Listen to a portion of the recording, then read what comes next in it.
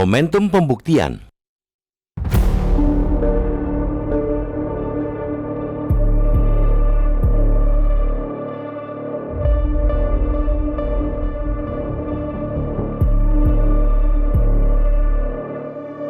Kita ini satu kesatuan.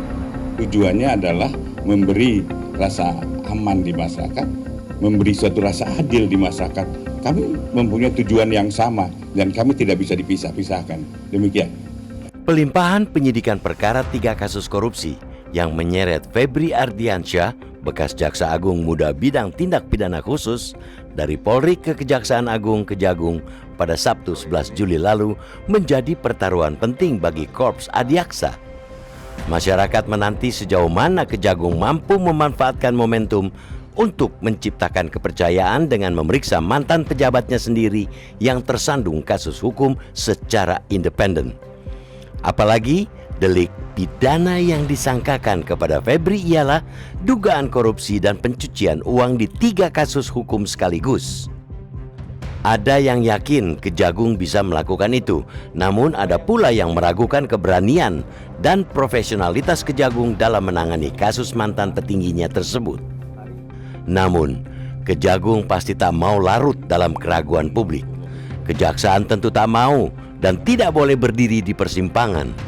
Kasus korupsi kali ini tentunya akan menjadi ajang bagi Kejagung untuk membuktikan diri sebagai cabang pemerintahan yang merdeka, bebas dari intervensi kekuasaan dalam menegakkan keadilan. Sebagai organ pemerintah dalam menegakkan hukum, kasus itu justru menjadi ruang Kejagung menunjukkan objektivitas dan profesionalitas kerjanya. Tanpa pandang bulu, semua pihak yang tengah berhadapan dengan hukum harus diberikan keadilan seutuhnya. Asas equality before the law mesti ditegakkan oleh perangkat hukum sehingga tiap orang mesti diperlakukan sama di hadapan hukum, apapun jabatannya dan dari manapun asalnya. Apalagi konstitusi sudah mengamanatkan bahwa negara Indonesia adalah negara hukum. Itu artinya hukum mesti panglima di negeri ini. Siapapun harus tunduk pada perintah itu jika tak ingin dikatakan telah melawan konstitusi.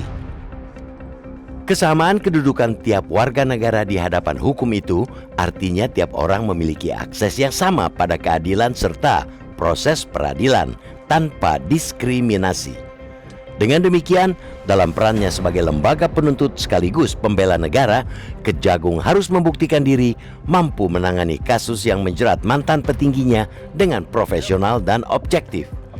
Bisa dibilang tak sulit, namun juga tak sepenuhnya mudah.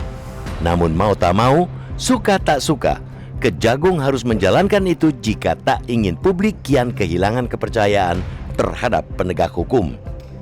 Penanganan kasus yang menimpa Febri Ardiansyah menjadi sebuah ujian tersendiri bagi Kejagung. Objektivitas dan profesionalitas tentunya tak bisa hanya ditunjukkan lewat kata-kata. Dua hal itu harus ditunjukkan lewat langkah nyata sehingga masyarakat melihat tiadanya konflik kepentingan dalam proses penyidikan. Jika Kejagung bisa menjalaninya, hal itu akan mampu menaikkan tingkat kepercayaan masyarakat pada penegakan hukum yang saat ini masih berada di titik rendah. Bukan hanya itu, kredibilitas pemerintah saat ini pun bakal menanjak karena mampu memberikan kepastian hukum.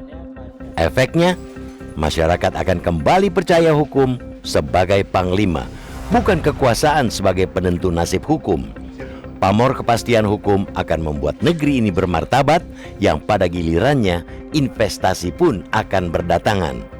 Jelang perayaan HUT kemerdekaan ke-81 Republik Indonesia, Kejagung harus memanfaatkan momentum penyidikan bekas pejabatnya itu. Keadilan dan kepastian hukum menjadi salah satu tujuan kita bernegara. Namun, publik juga harus aktif mengawasi jalannya proses hukum itu agar tetap di jalur yang sesuai koridornya. Proses kasus tersebut harus dipastikan bersih dari campur tangan pihak-pihak lain, termasuk intervensi kekuasaan. Menuju usia 1 abad, sudah saatnya negeri ini di fase hukum yang tegak, bukan yang masih bisa belok ke sana sini atau bahkan sudah rebah. Salah satu momentum penting ialah saat ini ketika Kejagung sanggup membalikan keraguan bahkan pesimisme publik menjadi kepercayaan yang tidak lagi di persimpangan.